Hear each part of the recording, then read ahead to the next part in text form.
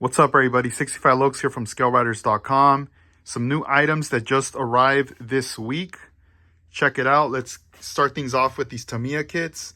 The new Fiat Abarth, hope I pronounced that right. The Renault 5 Turbo. We got the civilian and the rally version. Check out this bike though right here, the Dax. Man, this is so dope. This is one of the ones I definitely want to build right here.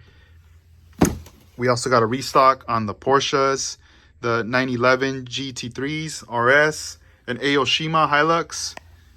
It's a nice little lift kit right there, along with the tools and the markers. So some Dspiae products, some restock on these. Been very popular with these for airbrushing, holding your parts. Some hobby knives, as well as the line of their tweezers. They also have the anti-static on there as well. Nuts and bolts. This is the set A in small. Tamiya, the paint stirrers, and this right here, the real colors, the markers.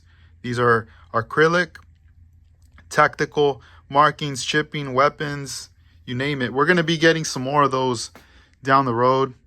But this all right here arrived today. Expect more items to be added this week from our distributor. Is going to be shipping us the next shipment. But check out scaleriders.com. All right, guys.